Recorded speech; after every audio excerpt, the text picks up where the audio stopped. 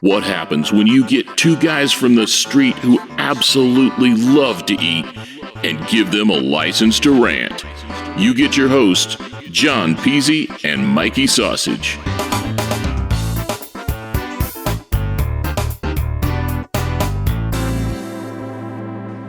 Johnny Pizzi, back again.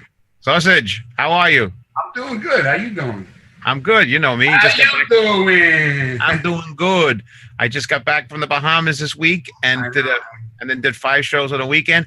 And boom, last night out to a magic event in Long Island for a friend. Having a wonderful time. Comedy, magic, ventriloquism, and interviews. We're all over the place. Yeah, tough life. Tough life you have, bro. It's a great life. Very tough life. Bahamas. So, it was an outdoor show, I heard. It was an outdoor show. Very difficult, very hot. 100 degrees, I heard. And 100% humidity, and people were drinking. 99.74% humidity, I heard. Nothing like a sweaty puppet.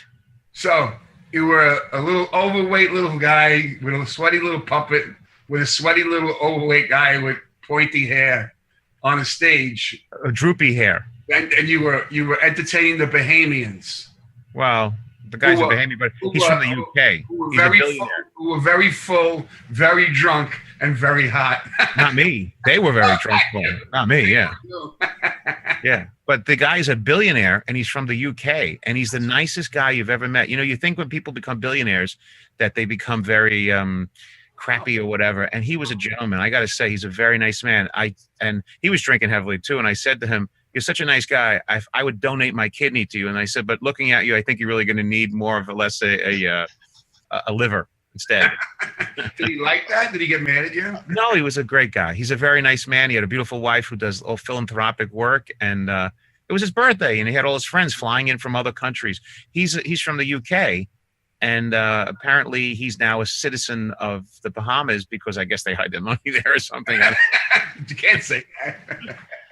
I guess that's where it's a shelter for tax money. No, you can't say that either. I got to say, honestly, though, this is what's interesting is back in the 80s and 90s, most of my clients were all the mobster people, the people that had a lot of money and had these big parties. They're all gone. There's no mafia. It was then.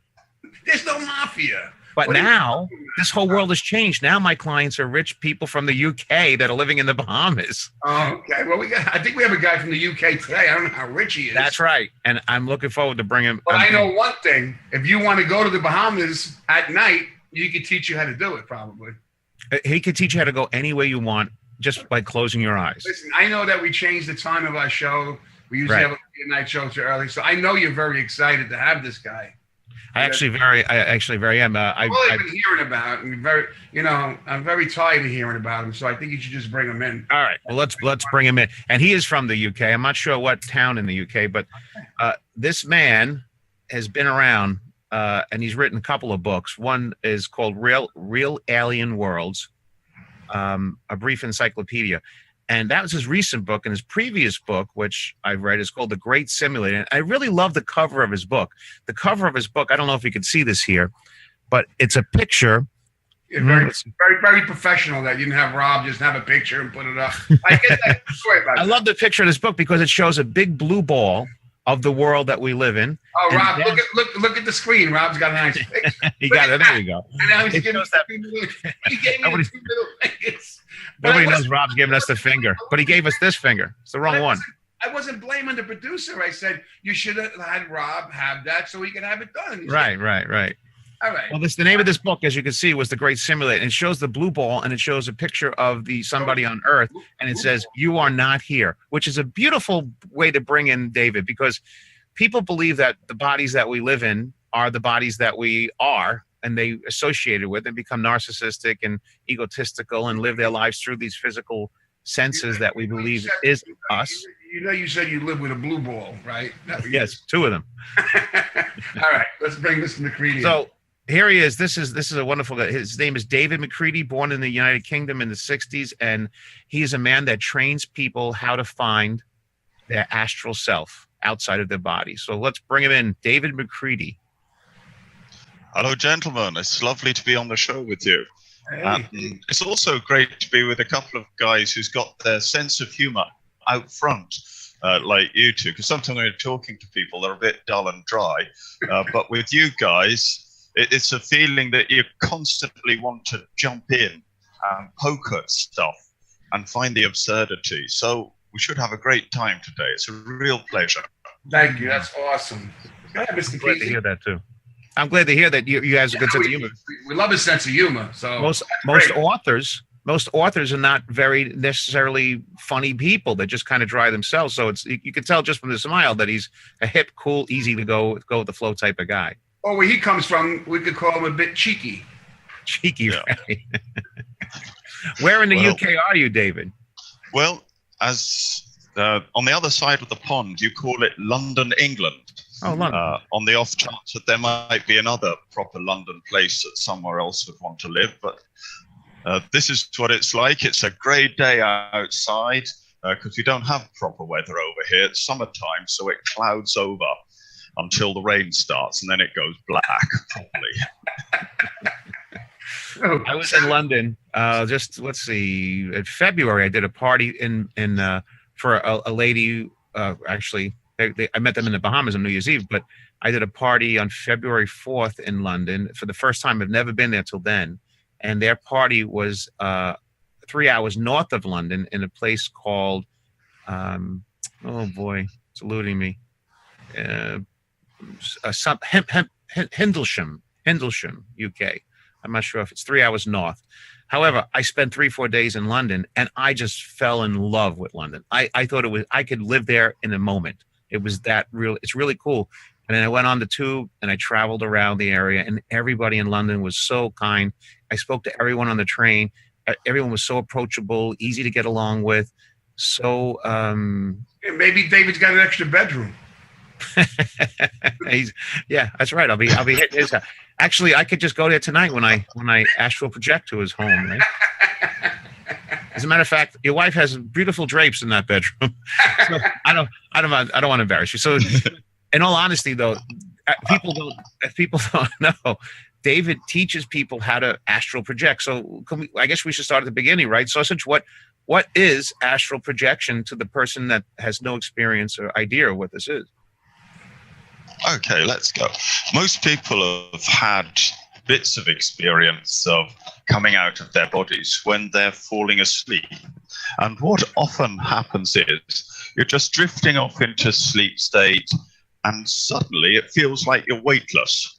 And this gives you a bit of a shock, and you wake up all of a sudden. You go, what was that weightlessness? And that's the experience most people have had. Some people have gone a little bit further in other versions of this. They might have woken up in their bodies and suddenly felt like they can't breathe properly, or they can't move any of their body. And this gives you an awful shock and sends your heart racing, because your spirit body has floated away from your physical body. So let's get into this for a moment. You're really much more of a soul being, somewhere up into the heavens. And in order to have a bit of fun life, you've gone and got yourself an adopted spirit body. You built yourself a little body.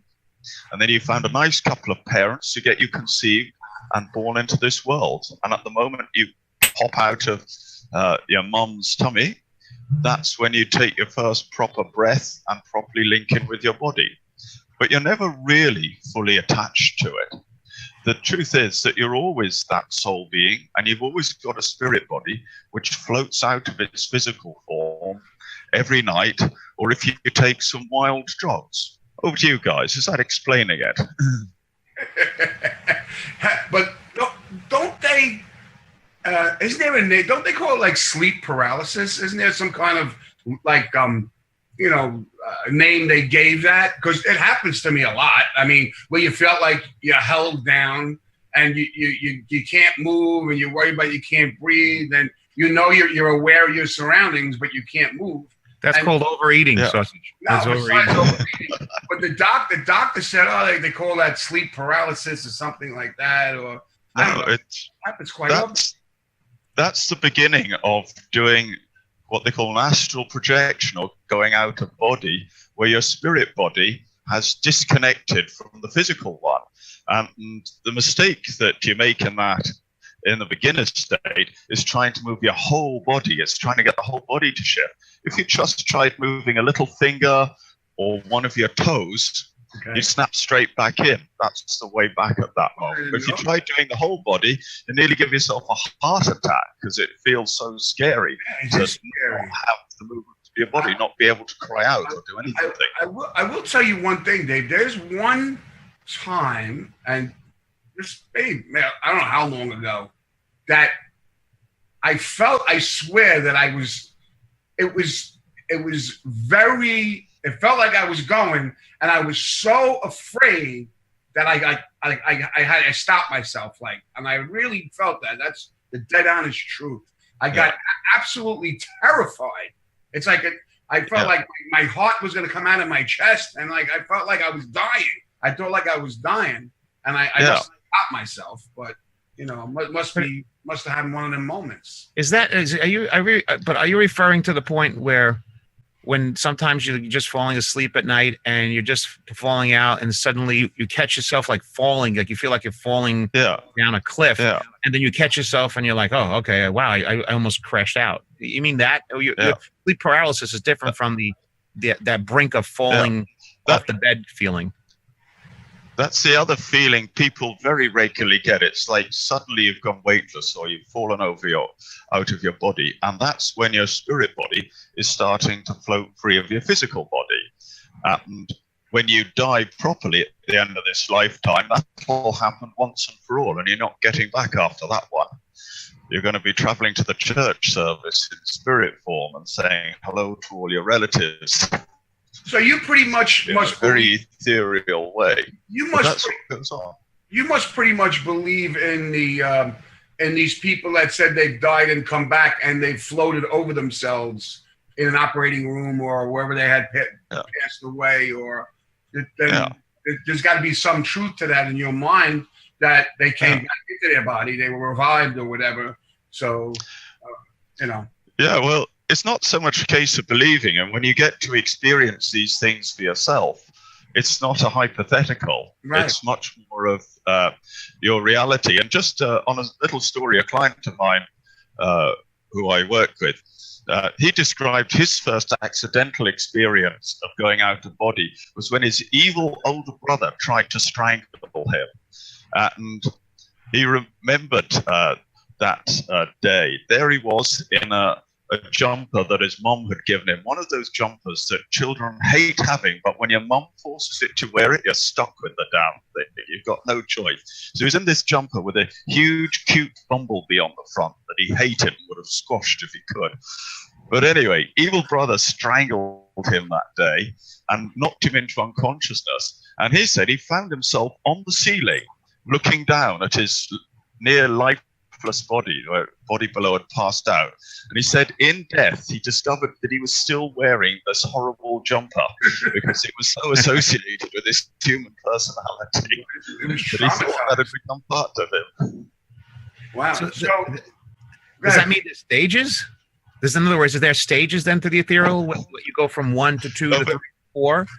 Because we interviewed somebody recently, and I asked her the question that I think that when we pass away or whatever, that we're really a spirit type of I think sometimes we may be those little blue lights that you see flying around. I think those energy balls of light. And if that is what we really, our essence is, then is there different shedding of the skin getting to that level from the ethereal to more and more and more? You're very much on the right track in what goes on. You would think of yourself as one person, but really you're a number of entities that are all piled into the one body. There are a number of spirit versions of you, and that's why, for example, in life, you find yourself changing character so much. Say, if you have really good sex with someone, you'll be enjoying the sex. You'll be in a great sexual energy character. And then a few minutes later, you'll be in something else completely different. And you're living through a number of spirit bodies. So as I described before, from a soul perspective, you can see there's more one of you, but you use a number of spirit versions.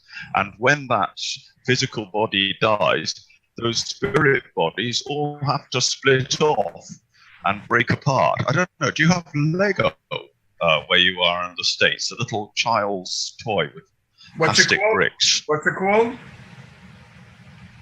It's called Lego. It's like a little construction toy. Legos are all over the world. Absolutely. Yeah. You're really like a Lego being, and when you die, it starts to split off into lots of parts, and sometimes a big chunk of it can land in another lifetime, or put it the other way, there can be a chunk of another sort of Lego being that existed before, and it's come into this lifetime. And when you get that, you get some nice past life memories and things of that sort happening. So you're made up of these bits, you split up and you reform with new bits, as the case may be. So now, David, how did you? I mean, obviously you're a young boy. All right. I know you became, I think, an engineer. Is that correct? At some stage in your life? Yeah. Okay. Trained as an engineer. Yeah. Trained as an engineer. Okay. So when did you start to become curious about this whole subject? And when do you think it was the first time that you actually had a successful experience completely? This, like many characters like me, there was always an interest in this subject. Many of the watchers and listeners on this show, they'll have experienced that there's something more than the world around them, and they'll often find the world around them a bit boring, and it's hard to fit into normal jobs, and they're always wanting to break out because they have a sense that something more, and they're looking for it. So I was one of those characters who was looking for it, read various books on the subject and studied those kinds of things. And one day I was reading a book on self-hypnosis, and near to the second last page, it mentioned that if a good hypnotist got their hands on you, they could get you to float out of your body, and suddenly you'd meet other spirit beings out there, such as deceased relatives or what you might call guiding spirits. And I thought, this is for me. This is what I've got to learn. Because around here on Earth, there wasn't a great number of amazing teachers, but I thought if I could get out of body, I might be able to find someone interesting. So for years then, I was starting to look for books on this astral projection, subject out-of-body experiences, and I tried to see if I get anything to happen. For example, could I remember a bit of a past life? And when I tried that one day, with nicely relaxing, I got lucky on the first attempt. And it took me about 10 years to get over the results of it. It was rather as if someone had taken a big axe or a sword and lopped the top of my head off, roughly at eye level. Wow. I accidentally remembered dying. And for the next 10 years, roughly, if anything started coming towards my head too quick, I jumped. Wow. Because I brought back it was that real of a memory. What's that? What? It was that real of a memory for you all the time that your reaction was. It was like, whoa! It was rather a kind of the sort of last moment of terror followed by shock, without the rest of the lifetime. And that's sort of what I picked up at first. So I certainly knew if I tried, I could do this stuff. Anyway, I tried lying on my bed and seeing how much I could relax. And I got there and lay on my bed or lay on a couch. And the first day I ever succeeded, I ran into what you call a guard spirit that was a bit like an animal form, like a dog. And I was lying in a really relaxed way. And suddenly everything felt relaxed, and this dog barked in my ear. Wow. And it was like an enormous bark, like, woof. And it woke you up? What the hell? And that sent me flying back into my body. Oh, yeah. I mean, it was like, wow, what was that? And do you many years later, I got... Do you believe that's something evil? No, it was... around us, we have a lot of spirits protecting us from what you'd call sort of evil things or stuff like that. And one of them liked to look like a dog. And when he saw me float out of body the first time, he went like, "Hey, what are you up to?" I'm just thinking, no, I've had a lot of barking at me too, but it's usually my wife. I'm like, hey, leave me. There's a great old joke about that too. That if you put your wife and a dog in the trunk, when you open up the trunk, who's happy to see you?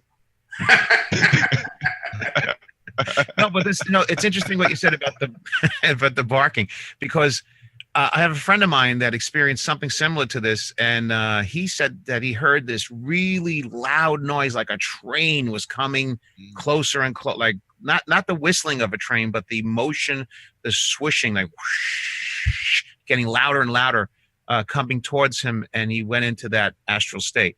And then I read somewhere that other people have heard that sound of train swishing type sound. Is that common also? Well, you said you got lopped in the head almost. Well, let's go on. What we're talking about here, to put a term onto it, heavy astral projections. That's when a very heavy spirit body, a very dense version of you, floats free of your body, and you end up in a very low astral world. What a lot of people also find, it's like they're getting spun round, or I can't do a complete 360-degree spin, but you often feel like you're getting spun round, or someone's thrown you into some laundry dryer machine. You get weird stuff like that, strange noises, knocking, banging. But if you can persist through that, you then will often find yourself in a world that looks similar to your home or wherever you've started this from, but different.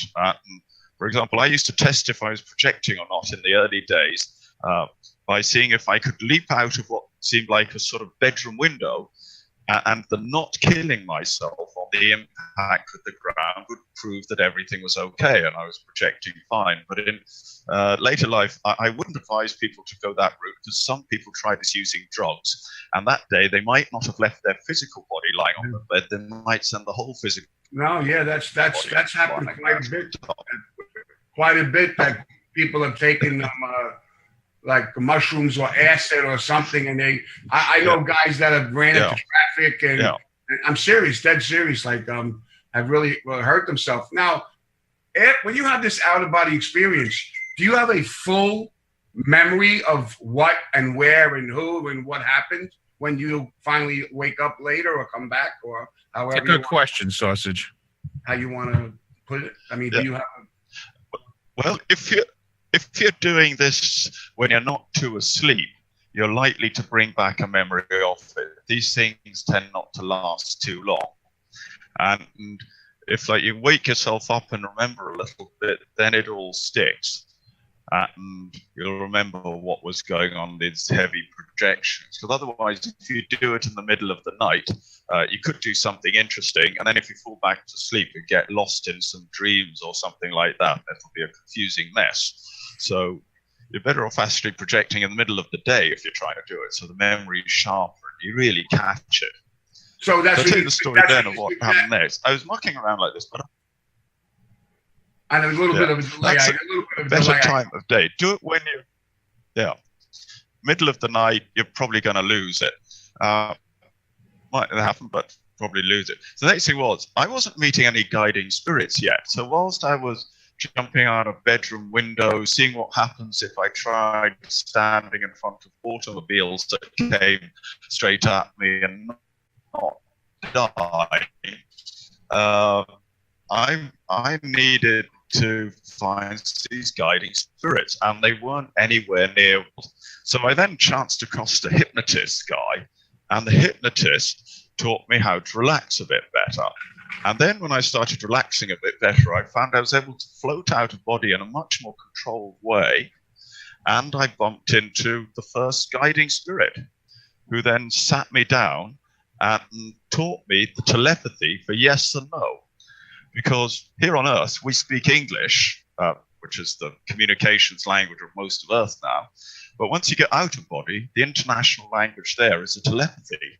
That's what everyone uses, which is an emotional kind of feeling language. So that's what I had to be taught. It's like you guys, when you're working, you often get emotional feelings come into your head.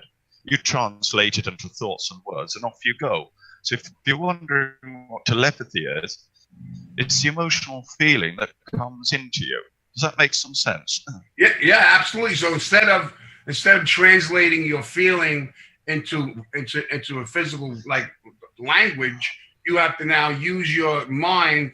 Is it so he taught you, this guide, how to do that? So yeah. So without speaking to you, how does he teach you? I mean, if he's not speaking to you, well, I mean, yes and no. He just mentioned the yes and the no. It was the first. You know, this is like boggling my mind for a minute because I'm still hooked on the Lego blocks because there's a really great description of how life breaks apart and gets picked up by others. But what Sausage was just saying, this is a good point. When you communicating with these people, these other astral entities, guides, yeah, and you're saying that we have many of them around us, kind of helping us out. Yeah. If they're actually, you know what it sounds like to me. I'm trying to formulate this in several questions, but it sounds like we're living in the Matrix, according to what you're saying. Like the movie The Matrix is really kind of like what we're living in, this false reality, and yet we have helpers on the outside whispering into our ear, trying to push us in directions to create a different reality for us, which is almost, there's a redundancy to that, because why would we, if we're in this environment, experience this life as this physical being? Why is there other people pushing and prodding us to become something that we're supposed to be experiencing independent of them? Well, really, there's two teams that are working on you. And there's this guiding spirits team who are there to help you snap out. And then there's something I described as a special effects team of spirit forms who are there to hold you in. They're to give you lots of your earthly personality, so you have a very compelling experience and get lost in this human body. That's their job, that they hold you in, and your body as a result becomes a kind of focusing machine that stops you thinking you're a spirit. It keeps you in place. That's why you don't float straight out unless you mess your body up with drugs or know how to change the software in the brain. You know, David, when you say that I've never experienced this, by the way. I would love to, but I never have. I actually did try for 3 weeks last summer to try to Astral. I could not do it. It didn't happen for me. But but it's interesting because a moment ago you were talking about how you get these things coming into your mind, and it may be these spirit guides pushing or prodding or telling you something.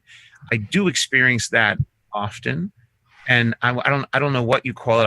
I call it inspiration, because I consider inspiration to be in spirit, being inspired from something outside coming into you and then coming back out of you. So I call that inspiration. I also kind of believe, and you can tell me if this is true or not, that there's an invisible stream above us somehow, and information is moving through it all the time. And like when I get inspired with an idea, I think of it. If I don't act on it, 3 weeks later, I see somebody else doing it.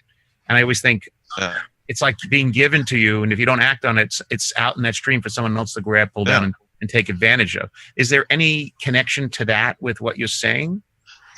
You're describing the connection extremely well. And all we're talking about here is going a step further and having a look at where these streams come from. By the way, the streaming thing with you, I should describe that you're not giving us a whole picture. You get a lot of great upliftment coming into you. And it also keeps reminding you that a sense of humor is essential for this life. That's why you have to keep on playing with essential humor. You've got a lot of sensitivity, and when you're not letting that light stream come in, you can turn into a dreadfully serious, nervous guy, and that really grips you, and you got very pissed off about that kind of nervous guy state, and that's why you switch into these streams so often, because it gets you your sanity back. So there's two sets of streams. There's this upper bright one to snap you out, and there's that other one that's sort of holding you down quite a lot. How would you describe it now I've given you another view on it? You're right. You're absolutely right. As a matter of fact, I'm a ventriloquist by trade. I'm a comedian, magician, ventriloquist. And as a ventriloquist, you split yourself in half and make one character the edgy, snarky bad boy, and you become the straight man to life. And in reality, that duality is my head. That duality is my life. It's like playing music. It's the left hand is playing maybe perhaps chords, and the right hand is playing a melody, and it's a duality. And when I was younger, I do recall being extremely analytical. I mean, like a robot. And then later on in life, I had to learn how to be left-brained instead, which took a long time and a lot of working towards it. And now I feel much more present, fully balanced on some level, a little bit more balanced. But so I kind of feel a little more, but you're right. I didn't look at it from the perspective you're saying, though, that the inspiration is just one piece of a little piece of the larger puzzle. You're saying that there's a bigger picture, and I'm only seeing the top of the wall right now. Yeah, and that's why we've got a lot of these energies affecting us. But anyway, the story of what happened next was getting out of body, started to meet some guiding spirits. When I did that, they started to teach me more of the techniques of how you get out of body reliably. The most important thing to do is to breathe properly. Because if I just stand up for a moment, most people are breathing from their chests. And to do this well, you need to learn to breathe from the lower abdomen, getting the diaphragm working. And if you can learn to breathe differently, your whole body's energy system starts to change and go into a more alert state. And you can get out of body projection to work without sending your body to sleep. And then you're into the fun. That's when you really start to seeing a lot of the action. It's interesting. There's some people on Facebook right now asking some questions, and one of the questions were, if you have any kind of sleep disorder or sleep apnea, would you still be able to be trained to do this? Is it safe? So can I train others? Is that the question? Because it sounds a little bit someone's saying that if you have a sleep disorder like sleep apnea, learning how to do this, do you think it's dangerous on that level, having that condition? Yeah, if you're doing this on your own in an untrained way, it's a bit like playing with firearms and not being sure of which the bullet end is going to be. So if you're doing it on your own, but if you've got an instructor with you and they're taking you in a very measured way, you're going to be learning all the safety checks as you go, and you'll be all right. In fact, firearms is a great example. It's like learning to fly a plane.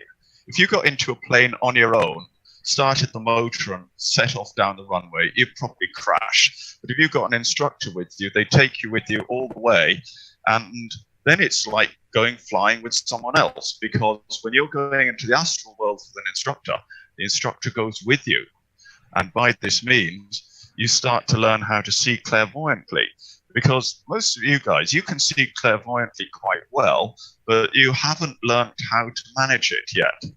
And that's what instructors do with you. They get you into the right energy state where you're projecting your consciousness out of body, you're not putting it under any great strains, and the instructor helps you learn what you're doing, give you a second opinion on what you are seeing when you're having that experience.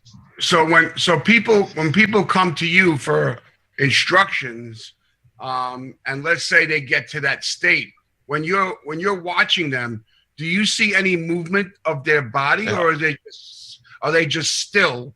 If they've projected and they're out of their body, are they just still at that moment, or you need some? So you're asking, do you see him pop?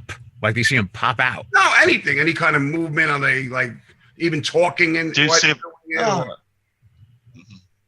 No, this is much better than just someone lying on a couch. I get people sitting upright in a chair. I'll just swing round. Can you see how I'm kind of upright here? Yes. When they're working with me, they'd be upright in a chair and no falling asleep. They might want to close their eyes when they're learning to do this to begin with, but they're upright, and I'm looking at them from an energetic perspective. So, for example, when I'm looking at right now on the screens, I'm often I can switch in to see your auras and the energies and things like that. I'm often picking up guiding spirits around you. So I'm picking up the energy world that exists at the same time. So when you guys are having fun, both of you get this sort of on-off column of white light over the top of your heads that comes through. And other times when you're looking and you're yeah, so those are some of the energies coming through you. And when you're focusing out of body, you can often see you're doing that. And then my job is to go and see where you're focusing, what you're picking up on. So I go and join you in that outer body world. So am I watching someone pop? No, it's not really. It's like just watching them get relaxed and at the same time watching them in an outer body sense to see how well they're refocusing elsewhere. When people get good at this, they can even focus out of body whilst their physical eyes are still open. It becomes like an extra sense. So you actually join them? You actually go with them? Would you want to have a flying instructor who didn't get in the aircraft with you and told you to go off on your own? I didn't realize that you had the choice. And so simply, I mean, you must be really that good at it now that you could simply just go there and wind up in the same space. I didn't realize. But it's like entering somebody else's dream is what he's saying. I really didn't know. I didn't realize that he was able just to say, okay, here I am, let's go. Then, I mean, that's pretty wild to me. But Sausage, he's saying he sees our auras. Can you see our auras right now? Okay. Well, your auras are fun to keep track of because you two guys are both very sort of quick thinking, connecting to different stuff. So they keep on changing quite a lot. So I'd have to slow down the changes to describe what they're typically like. When I'm working with you, John, at first, what your aura is like in a moment like this, you've got a lot of orange and blue around your shoulder, and that column of light for a moment, you sometimes sort of flip it upside down. Sometimes you get it coming in from underneath you because you're going, I'm a spirit, which causes up above, and then you go, no, I'm a rational human. And it like flips the light the other way around. So it goes between the two. When you're out of dark, I think you could blend into a crowd really quite well very often. You let your aura go really quiet, subdued. But then when you're amongst people who know how to play with you, it's like bigger than the room. I haven't got to do it that way. So that's just to give you an idea what it looks like at the moment. It's amazing. Yeah, over to you. Sausage, what do you see above Sausage's head? He's hungry. He's thinking of in my aura is lunchtime. I'm only breaking your chops, Mikey. That's not. Nah, you're being cruel because what goes on there is when I'm looking at the aura, there's also a past life link there of a really skinny guy who I see energetically, who could never really get enough to eat. And that's what I see, like a sort of thin, emaciated person, like one of those World War II films where they show you the starving Jewish people in camps.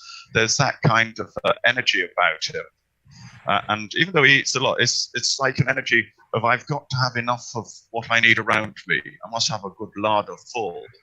So there's an energy of that. And also with the connections, it's like sort of stabbing line that comes into the head. It's like I don't like bullshit. And there's like a sort of bullshit detector comes in. So it's like sort of stabbing lines that come in through. So that makes some sense as I describe it. I don't like bullshit. So that's 100%. That's hey, but Sausage, you were absolutely in your previous life. Then you were a skinny Jewish guy that was very thin.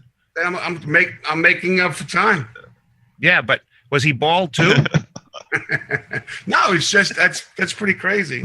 That's insane. But it makes sense that if we try to eat too much now and overpack ourselves up, it's because in a previous life we never had enough food. I don't know. It just tastes good to me. It just tastes good.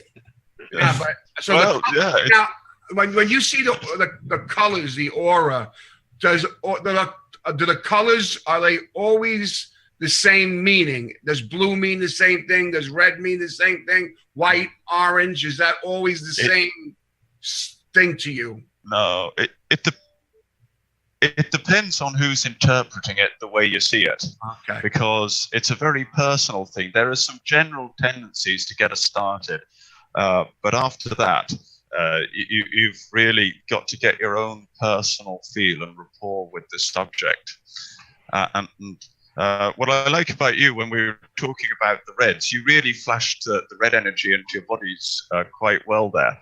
And I thought that's fun. As he speaks it, he does it. It made me chuckle there.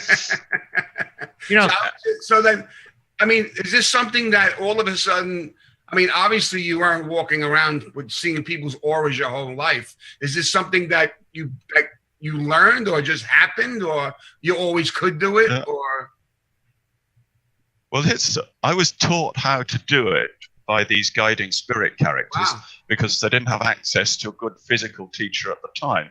But anyone can learn how to do it. Here's where we come back to that book cover, the "You Are Not Here" idea, and the thing of the Matrix. Are we in some sort of simulation? You see, really, you're only experiencing being in a human body. It's not where you basically are, but it's like you plugged into it, like you plugged into a computer game. And if you can see where you are outside of that game, you see this energetic world of auras and energy and all of those things. So that's how it's all possible. It's just teaching people to notice that other world that existed before you ever came into this one. Does that make sense? Yeah, but that could also maybe. Is there a color that you would see when you know someone's maybe not being truthful, they're deceitful, or a liar, or not even a good person? Or something like that. Can you get that feeling also? Well, that's often something you see around politicians when they're going over the top with the electorate. That brings me into another. Actually, two questions, but this brings me to another area, because what Mike is just saying is he's trying to define what you see and categorize it and compartmentalize it into every time you see this, we know that person's behaving that way, et cetera. And I get that. And that's like analytically looking at it as well. And you're saying that you're bringing it to the table each time it's personal to you. It's kind of, there's some variables that make it different. But in listening to what you've said and reading the book, you also said that these spirit guides that are around us are also giving you a different definition of God and heaven and hell and all these other things. And I find that usually fascinating. Can you tell us what your take is on God and what your take is on evil? Like we see these people, jihadists and all these terrible people. What is your take on that? Well, maybe the easier question, John, is he religious? Does he believe in something, first of all? And then I guess into that. First, the thing, beliefs. I hate this thing when people say beliefs, because it asks you to accept something without checking it out yourself. That's like a no. Try not to believe anything and find out yourself. Go and discover through your own experience what seems to be right and wrong. So chuck beliefs to one side. A godly energy, well, when I work with people, anyone who starts to do this work soon starts to see a godly light, like a presence that seems to be creating all of us. And as you look into it, you'll find there seems to be just the one, creating every human being and every animal there is around you. And everyone I work with finds the same experience. I just point them to it and tell them to give me some feedback on what they find, and it's consistently the same. So there it is. Anyone goes out of body, they're likely to find the same stuff. Always the same thing. Now, do you only do this in person? Do people do it via Skype? Do people do it? I mean, you have to see the person, obviously. So, in the world of technology now, I mean, or do you only do in person? Or do you do it on all fours and a leather mask? No, is it? I'm just teasing. No, all we need is a Skype connection if you can't make it to London, England, and a good stiff chair to sit in. What works really badly is someone uses a comfy armchair that they fall back into and end up in a really hunched system. Preferably something you'd sit on in church, like a church pew, that kind of rigid. Something more rigid. Yeah, just learn how to sit straight, because it's rather like these Eastern pictures where people sit in a lotus position. In this part of the world, we're all too stiff and don't bend properly. So a chair's much better, and just get you upright so you're breathing properly, and then this all becomes possible.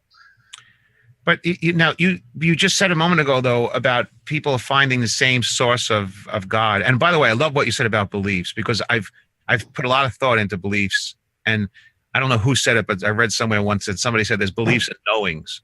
And to know is internal. And to belief is to accept somebody else's idea of what's supposed to be. So I really love what you said. That's really reiterating. If you can't go to some place, the whole belief is a faith-based system. I mean, that's the way it's supposed to be, right? You say, well, is there a God? Well, I don't know. Do you know? I don't know. You're supposed to believe in something higher than you with faith, right? But Mike, he's claiming that after. No, I understand exactly what he's saying, but he's in the minority because not a lot of people are doing what he's telling them to do. Hey, go there and tell me what you see. Right. And everybody that goes to this place says, hey, I see this. And that's consistent with what everybody else sees. So that's direct experience versus belief. So if you want to see the sun, that the sun is out every single day, we know the sun is there. We could go out and experience it. So we live in the basement and hope. Here's the question, David. Here's the question. Yeah. So should we be good in this life, or we're going to have a problem if we're bad? That's a Christian question. It's not that straightforward. Okay. It's not that straightforward. Okay. It's the here's the thing: when you're bumping into that godly energy, you might go asking the question, "What do you want, oh Lord, wise one?" You might go asking that. And you soon start getting back funny answers along the lines of, well, what would you like to do? What would be fun for you? Sounds like a psychiatrist. Now, but wait a second. He said before that the godly experience is pretty much the same for everyone that goes and comes back in relation. What about evil? What about people's beliefs of devils, or people's beliefs of malicious, bad intent? Or there are people in this world that are truly, truly soulless people with unthinking. There you go, unthinking. Okay, well, let me demonstrate something on using the camera. We'll get the demonstration. One day, I was doing a bit of the sort of heavier astral projection one, which is where you lie on your bed and see if you fall asleep. I was doing that version of it, and what you might assume was an evil spirit literally came over the top of my body and was like, "Don't mess with the dark side." Literally, you could feel it breathing on my face. Wow. It's like, whoa, what is that? Wow. And did you get freaked out? Oh, yeah. I mean, when you can feel something breathing on your face, but it's not physically happening because there's no one physically there. So it's like your astral body is having something else astrally breathing on your face. You go, whoa, whoa. And it's, but you've got to realize this is what we call lower spirits messing with you, playing little games with you. And you find in the world outside, there are a lot of spirits who like to wind you up. They like playing little games, seeing if they can freak you out by this means. And some of my early training in this work was to go off and help people who find there were weird spirits. You might say it's like curse breaking or a bit of ghost busting. So I did that as part of my training in this area. And we ran into lots of spirits. And they're like little kids playing with us, having fun. But they like a great wind-up. They like a great story. And they influence people on Earth to do lots of things, like stab each other, like become a jihadist. They play those games. That's the way this world is. But once you're in heavens, you're still there. You're an immortal entity. So death isn't the end of the whole story. Yeah, but he's also he's Go ahead, Pizzi. He's actually bringing up, Mike, almost like the Christian kind of belief of the duality of life, that we have this good and bad, the good little angel and the evil little devil, balancing us out on each side. It's almost like you're giving us that idea that because spirits are people and people are diverse and good and bad and high and low, you're giving us this idea of that kind of old Christian belief that there's a whole group of people trying to balance out good and evil with simplistically. Is that the case? Is that what's really going on here? Well, you are an extension of the godly energy. And when you experience the godly energy, you'll find something that's pure unconditional love. Yet, when you got down to the earth level, you'll realize you can act in all sorts of strange ways. And that's why when you get into this astral work, you'll find that there are spirits out there that influence people to do things. For example, if I was working with someone who's got a bad drug addiction, I'd see the energies around their aura of spirits saying, take drugs, take more drugs, go for it, take more drugs. You can see these little things. Wow. And that's why people who've got a drug addiction find they're just getting these messages and can't seem to snap out of it. It's very compulsive.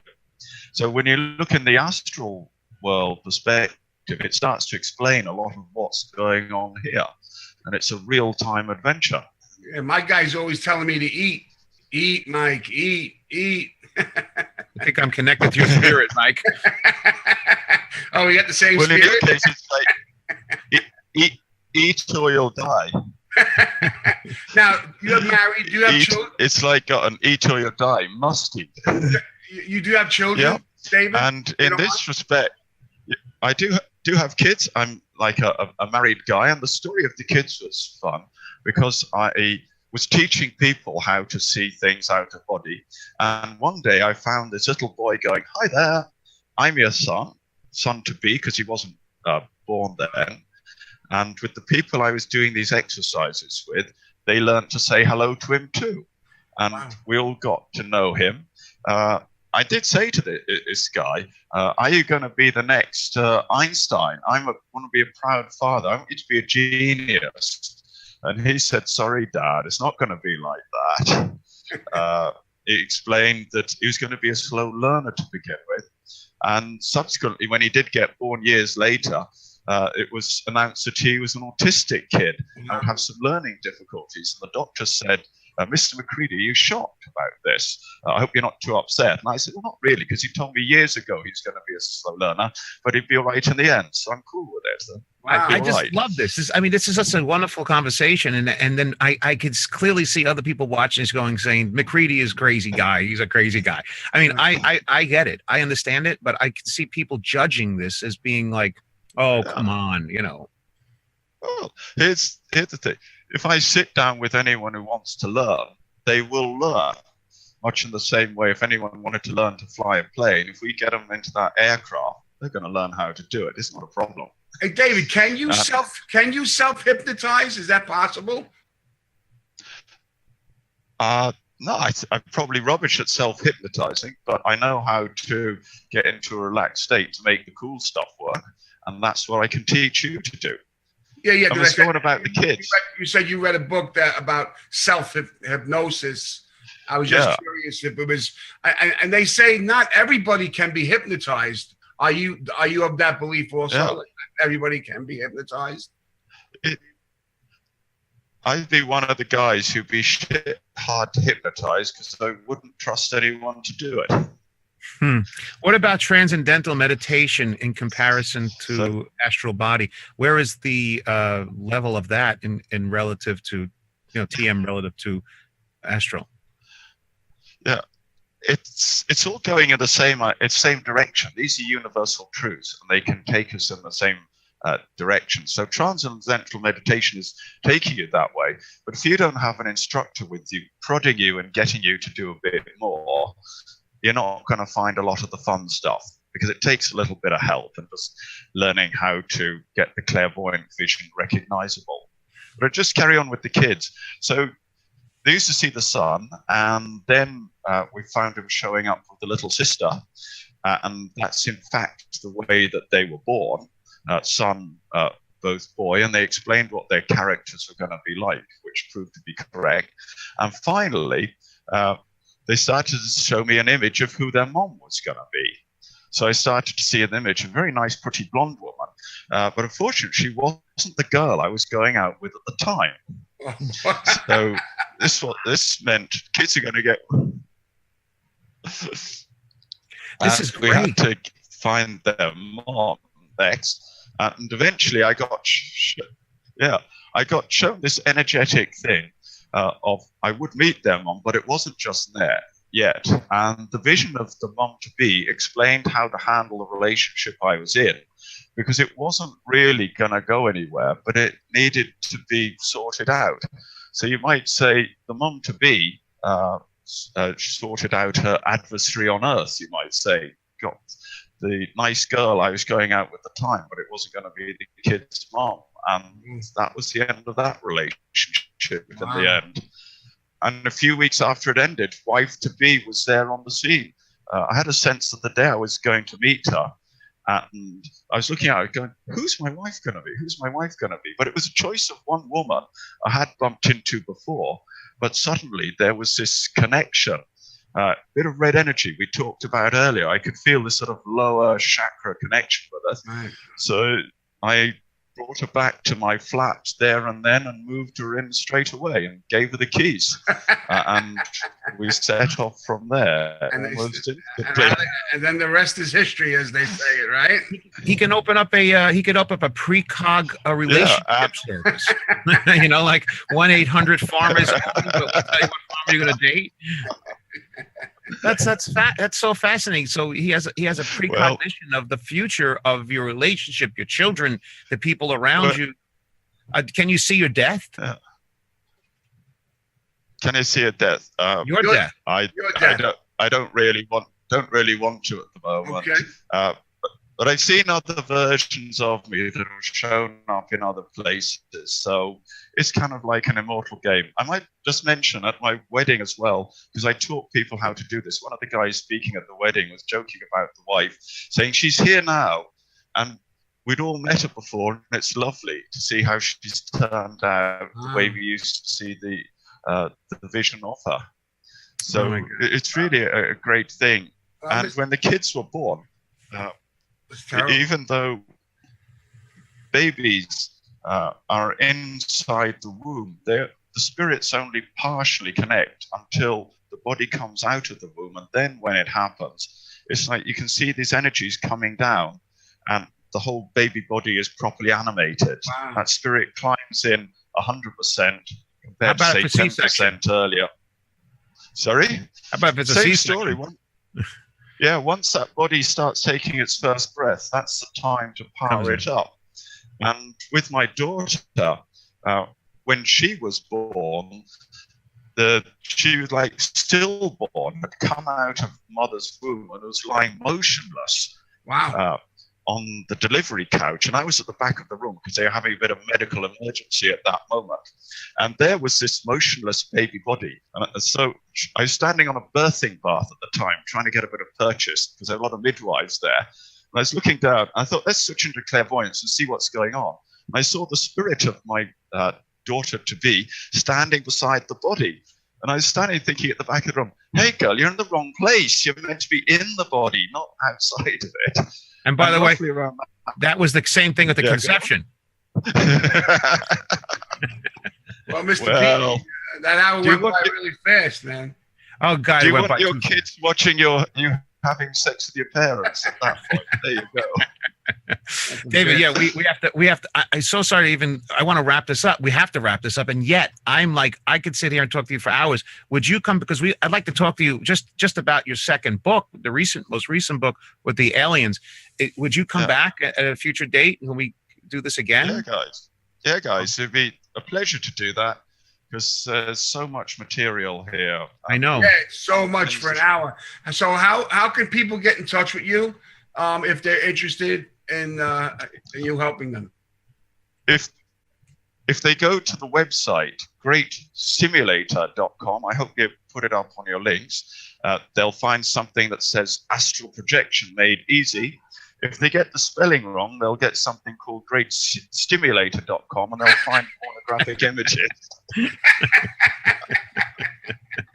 That's hilarious. They go there, they get the contact, and if you want to go there, go see David. And if you do see David, and I know it's a private thing, and you have an experience, and we'd love for you to contact us, and maybe even have a couple on the show and talk about that also. But it was really nice to have you, Dave. I was saying, by the way, last thing with my daughter in the delivery room, when she dived into her body, it made the whole baby body come to life as if someone had hit it with electricity. Wow, that's unbelievable. Like breaking out of sleep paralysis. So it's a beautiful thing. Wow. We come and go this way. It's great, an amazing world. That's great. You have a nice family now. I can't wait. I can't wait to interview about your second book either. I really can't wait. We have to do it as soon as possible. This is you're really a delightful person, and you're a great communicator. You're able to take examples and clearly illustrate them through metaphors, which is very helpful. Very helpful. Yeah, thank you, David. You're a delight. All right, Robbie, take us all out. We're gonna go out all three together. Mr. Only two of us? All right. Oh yeah. All right, David. You're not on screen right now, but we appreciate it. So thank you, Dave. Till next time, Mr. Pizzi. So it's been fun, and thank Rob Hix, our director and producer.